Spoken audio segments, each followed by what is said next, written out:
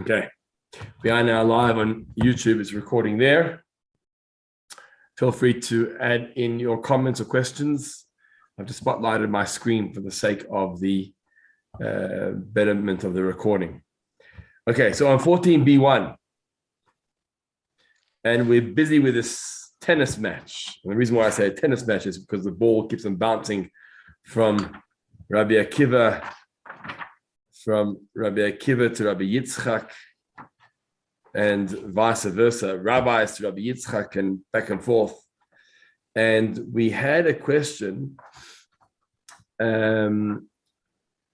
We basically answered last week that, if you remember, I drew this on the board, on the whiteboard, and there's actually two parts to the verse. The verse is recorded in footnote number 1 on page 14b1. If a man takes his sister, the daughter of his father or the daughter of his mother, and for some reason, well, the Gemara says we don't actually need the word his sister. Just say if a man takes the daughter of his father or the daughter of his mother, you would automatically know that that includes his sister. So what does it mean, the daughter? So why must the verse say and his daughter? And we learned from here, from the word sister, we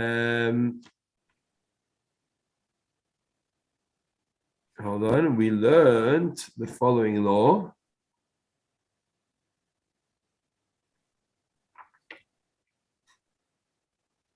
Yeah, it's to teach you the full sister. If you remember, we said last week that you can't derive the full sister from the half sister, because we don't punish based on a kal v'chomer. We don't punish based on a logical conclusion. So you cannot conclude, and you cannot say that just because half a sister is negligible, is punishable by death, therefore a full sister will be punishable by death as well. You can't say that. You can't say that, because we don't punish based on logical conclusions. So we need another verse to teach me that the full sister is equally as guilty, or he is guilty with the full sister as he is with any other half sister, or whatever the case may be. And that's why we have the word achoisoi, the sister. And the sister teaches me that for the full sister, you are going to be punishable by death. And now we have a source of both. In other words, in the same verse, you can prove two things. In the same verse, you can prove a half a sister. How do you know half a sister? Because it says the daughter of his father or the daughter of his mother. So it means half sister. And the pasuk repeats the word sister, achoisoi, to tell you that also the full sister. And from here we learn you never punish based on logical conclusions. So just because the half a sister was included already, you need a special wording for the full sister as well, because you don't punish based on logical conclusions. This is a source of that principle. Lewis asked, Lewis asked the question last week. Why not just say in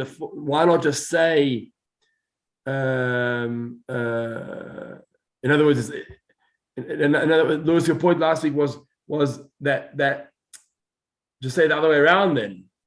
In other words, anyway, in other words, without going back into the question, just to highlight the point, is the Torah dafka has this situation in place, dafka to teach you that we don't derive practical laws and punishment by death based on a logical conclusion. That's why we need to have a separate verse for the half sister and a separate verse for the full sister. Right, so now back to the Gemara. We're now on the Idach, second line. So the Idach, and what about the other opinions, the other rabbis, Rabbi Yishmael and Rabbi Akiva? They were the rabbis of last week. What about them? What would they do? How would they interpret? What is the purpose of the word achoisoi, his sister? for the two of them? I wish I could see more of Once the. again, we are hearing some background noise. Oh, Brandon. Okay, got it. So, says the Gemara, Ahomi Baile, we need it. We need that the word sister, lechalek kares lemefatem v'lesach, to separate the kares, the death punishment, or here he says, i.e., chatas punishment, of who compounds the anointing oil, and one who anoints with the oil that Moshe compounded. There's two prohibitions. There's number one, you're not allowed to make up the anointing oil. You can't imitate or mix the anointing oil. Only Moshe Rabbeinu in the Mishkan, in the tabernacle, or the Beis Hamikdash afterwards, was able to create this anointing oil. We'll learn footnote 2 in a moment. But there's one thing, compounding the oil, creating the oil, and there's another thing, anointing with Moshe's oil. You can't use Moshe's oil randomly for an anointment or anointing someone. Let's look at footnote number 2. The Torah gives, I'm going to skip the square brackets at the top. The Torah gives a separate azhara, a warning, for each prohibition, but it includes them both under mention of kares. If a man compounds its likeness, or if he places some of it, let's read this slowly. If a man compounds its likeness, or he places some of it, i.e. the oil that Moshe compounded, on a stranger, anyone from whom it was not intended, he will incur kares. He get punished there. Since the Torah states kares only once for these two prohibitions, it could have been thought that one who violates both in a single lapse of unawareness includes a single chatas. So again, unawareness says not kares, right? You don't get killed twice. You don't deserve getting killed twice. So even, I think someone raised this question last week. I think Daryl raised this question. Are we discussing kares, or the death, or are we discussing the sin offering? The verse spoke, so to clarify this point, the verse spoke about death, but the discussion is about the sin offering in a case of unawareness. So you are unaware that it's prohibited, and you did both in the same lapse of unawareness. You compounded, you created the oil, that's number one. And number two is you use that oil to anoint, you use Moshe's oil, shall I say, to anoint someone who's inappropriately being anointed. So because it's a lapse of unawareness, now it's discussing the chatas offering, a sin offering. Because any punishment that deserves kares, that's death, if it's done inadvertently, then you get chatas, a sin offering. So it is therefore necessary. So you would have thought that there's a single chatas, one offering only, for a single, for even if he transgressed both prohibitions. It's therefore necessary for the Torah to divide them, just as it did with regard to the forbidden unions. That's why we need to say separate categories. Okay. So to achieve this, the Torah added the expression achoisai, his sister, in the beginning of Leviticus. Although this word refers to a different matter entirely, because what's the connection between a sister and oil? Right? So the word sister seems so irrelevant. Nonetheless, it can be applied to these two prohibitions by means of the exegetical device, that's the interpretation device, known as im einoi inyon, if unnecessary in its context.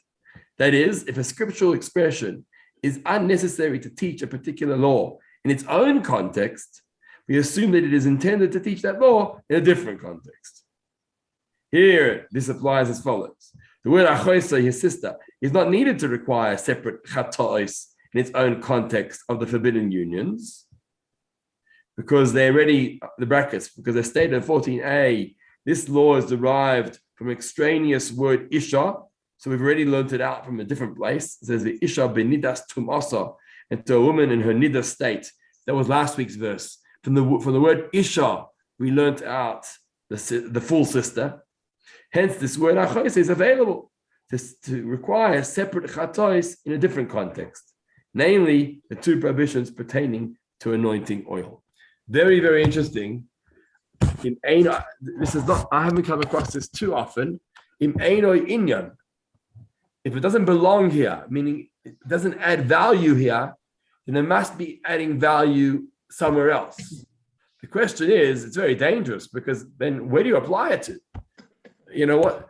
Who gives you the authority to apply it in a random case of what are we discussing here? Of anointing oil. You know, in Hebrew, there's a famous phrase that says, "Ma kesher." What's the connection between the sister and anointing oil? There is no connection. Nonetheless, this is how we understand it.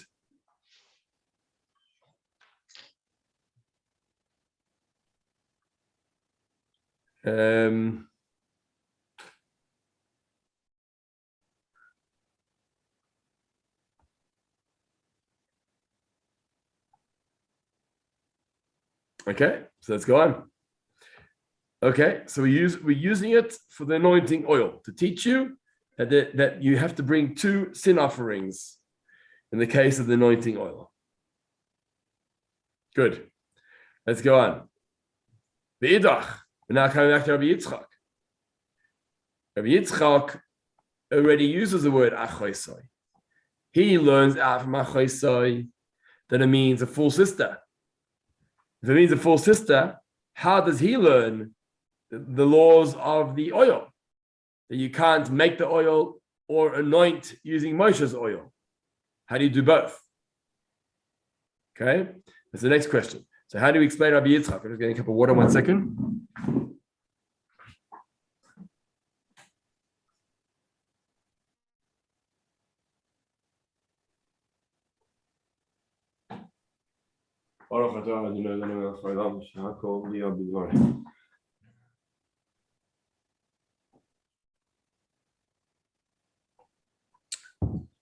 Okay. So Savar Rabbi Lazar, Rabbi Yehoshaya. He holds, well, he agrees like Rabbi Elazar in the name of Rabbi Yehoshaya. Rabbi Elazar said in the name of Rabbi Yehoshaya,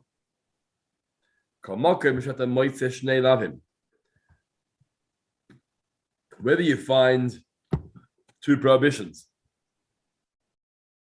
the kares echad, but it only mentions 1 time kares, like here.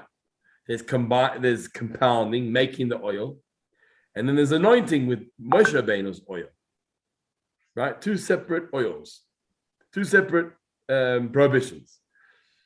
But there's only 1 mention of kares in that verse. If you look at the verse in footnote 2, that's where the verse is. If a man compounds its likeness, or if he places some of it on a stranger, it's 2 separate prohibitions, right? So, and then it says v'nichras me'amav, and he'll incur kares. He'll be cut off. So you see here that 2 prohibitions are mentioned, but kares is only mentioned once.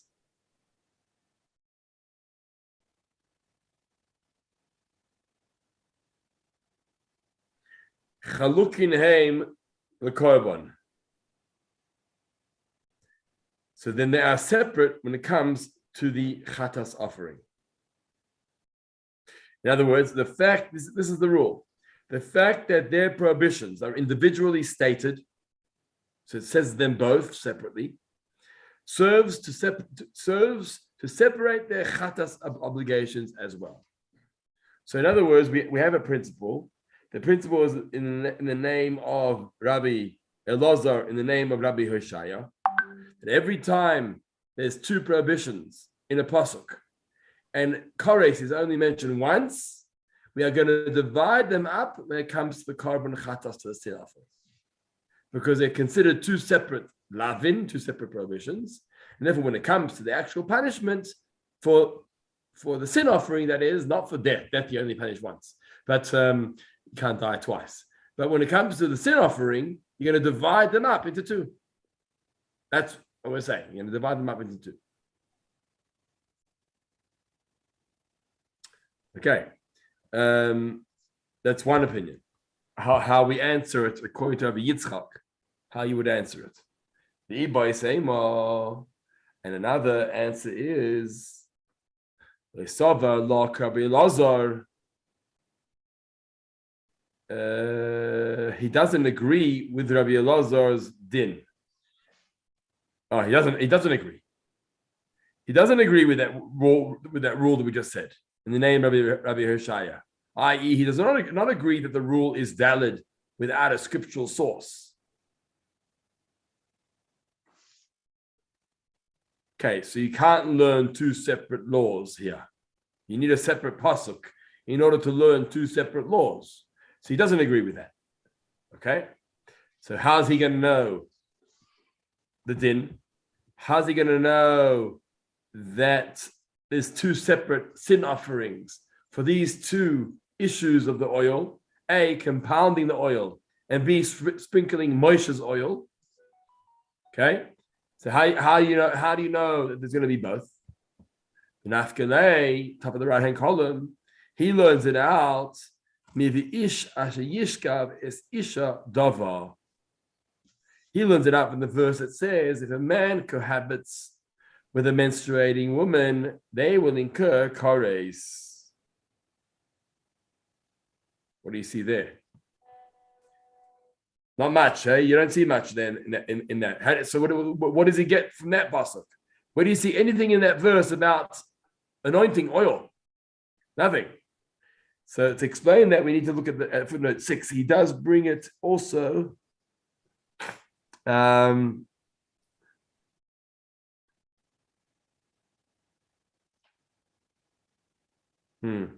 Okay. Must be Rashi's quoting here. Let's see. Number 6. Here the Torah reiterates kores in regards to a nida. Okay, so we're repeating kores in regards to a nida. Even though this punishment is already known from the general statement of kores made in reference to all forbidden unions, we know already that all forbidden unions is going to have kores. So why must the pasuk tell me again that a nida, one who lies with a nida, is going to have kores? This reiteration requires a separate chatas for the sin of nida.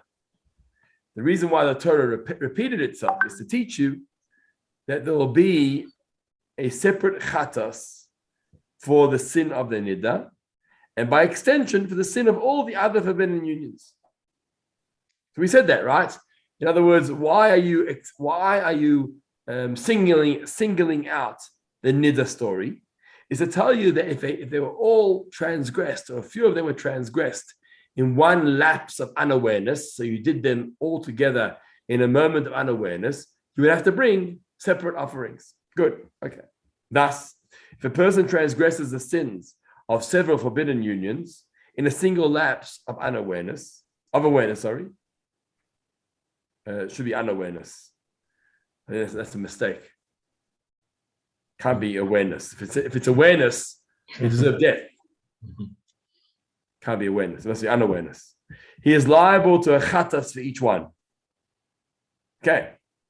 However, as the Gemara concluded above, 14a, the source of this law is the verse in Leviticus 18:19, and to a woman in her nida state of tumah.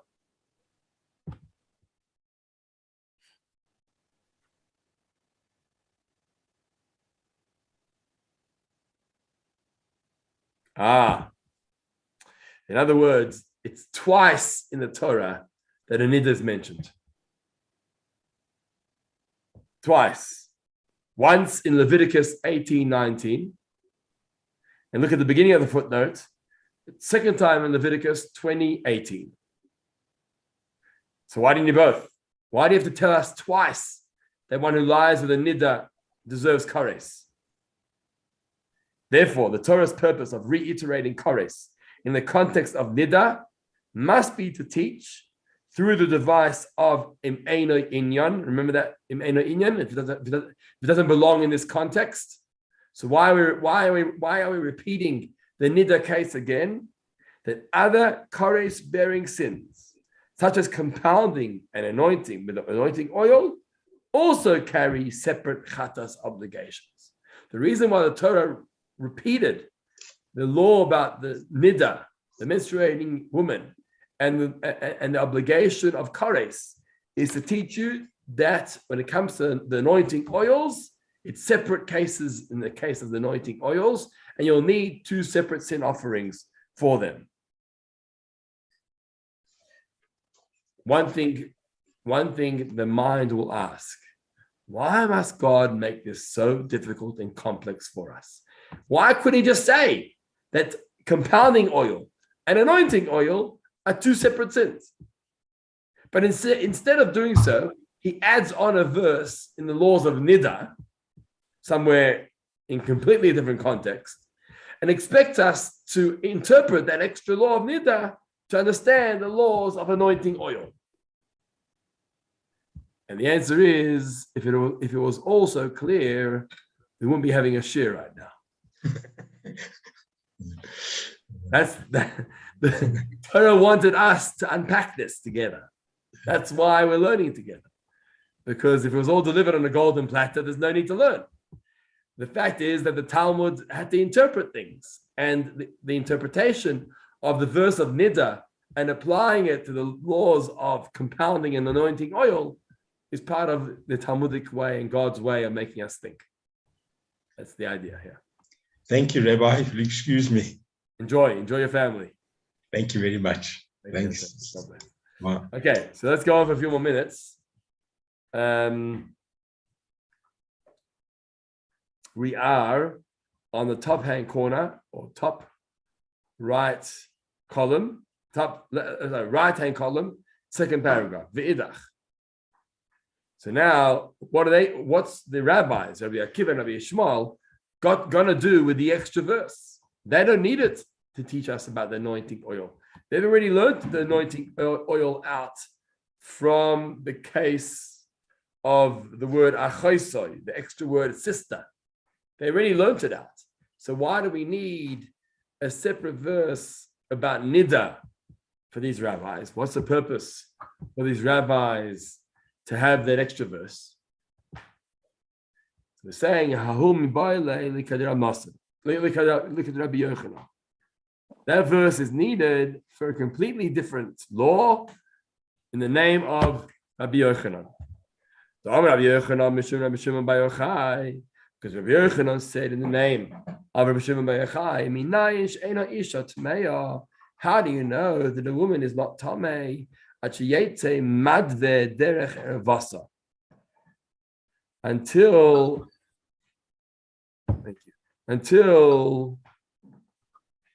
she's not impure by blood coming from her womb, until the flux exits. In other words, look what it says here. I.e., she becomes tamei only when the blood exits her body through the normal passageway, but not if it exits through some other opening, i.e., through an incision in her abdomen.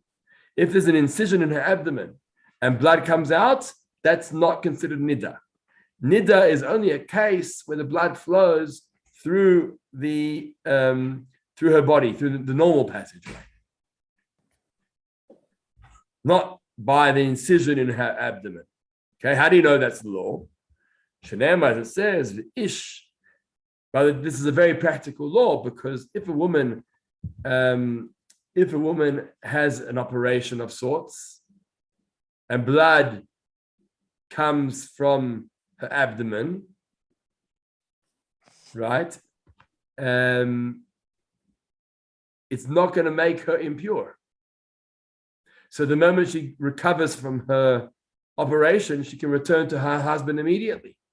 Even though it was the same source of blood. That's what we're saying here. It's the same source of blood, right? So it's the blood that accumulates within the woman's body, but because it didn't flow through the natural passageway, therefore it doesn't make her tameh, impure.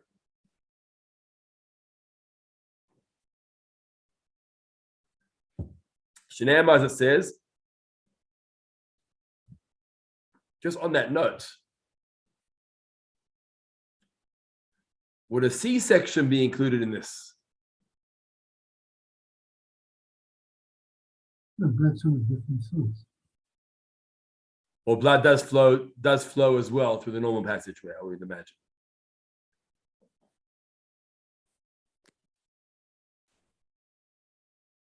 Any insight here on this? I would imagine that it would mean that your wife wouldn't be seen as tuma if it's done through a cesarean, because then it's not coming from the body itself. It's coming through the main line of how it goes out when she is tuma. Unless, look, we've been blessed with 6 natural children, so I wouldn't know what a cesarean birth one experiences. But unless there is a flow of blood through the natural passageway as well.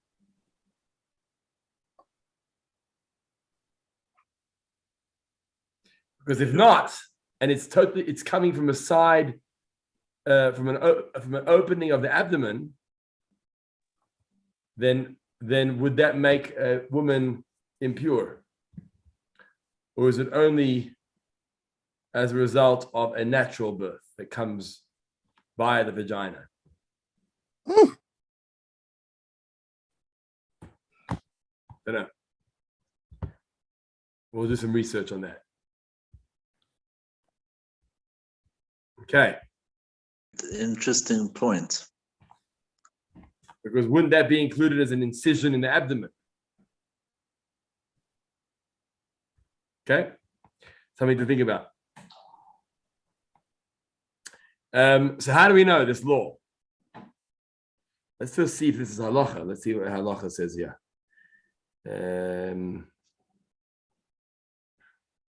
Yeah, it is. It is. Okay, so let's see. Shneimar, it says, V'ish esh yishka vis isha dava, v'gila es ervasa. If a man cohabits with a menstruating woman and he uncovers her nakedness, okay, by stating the words, and he uncovers her nakedness, v'gila es ervasa, the verse teaches that a woman does not become tameh until the flux exits to the place of her nakedness, because it adds on that word. In other words, it could have just said, and a man who lies with a woman who's a nida is problematic. But because it adds on the words and he uncovers her nakedness, you learn from here that she's only considered a nida if it went through and flowed through her nakedness. Now, that's what they learn. Hello? Yeah, that's how they interpret the extra verse of the nida. Why is there an extra verse of nida? To teach you this law, that she's only tameh if it flows the normal flow. Now, what's interesting is that ends the discussion. We finally came to a conclusion of this section of the to and fro between Rabbi Yitzchak and the rabbis in interpreting different verses. What the Gemara doesn't do is it doesn't go back to Rabbi Yitzchak. How does Rabbi Yitzchak know this law if he needs the verse to teach us about oil? If he needs the verse to teach us about oil, then how does he know the law about the menstruation period only contaminating a woman if it flows a normal flow? How does he know that law? So footnote 8 gives us the insight here. It says Rabbi Yitzchak, however, does not agree with this law. Rabbi Yitzchak argues with this law about the flow. He says, no, a woman is always going to be impure, not just if it flows the normal way. And that's why for him, he doesn't even need a verse to teach you this law, because for him it's irrelevant. This law doesn't apply. That's why I wanted to check who the halacha is like, because it seems like the halacha, if you look at, it's hard to point it out, but if you look at, just for those who want to follow, if you look at the Hebrew side, and 1, 2, 3, 4, 5, 6 lines up from the bottom of the narrow lines, 6 lines up from the bottom of the narrow lines, you'll see a small bet which says Melamed. This teaches us that the woman's not tamei until blood flows through her nakedness, and that base takes you to the right-hand column, top corner, right-hand column of the page. There's index numbers where it says Yud Zayin, Yud Zayin, Yud Ches. Those are index numbers, and next to the Yud Zayin it says the base. The base is that reference to the Gemara, which brings Maimonides, which is the Rambam, and sources in Halacha who say the same thing. So it seems like the Halacha is like that opinion, and that ends the conversation between Rabbi Yitzchak and the Chachamim and the rabbis. So we can put that conversation behind us for now, and please God, next time we learn, we'll be able to start from page 14b2, discussing the next point of discussion based on our original Mishnah. So we'll end with that.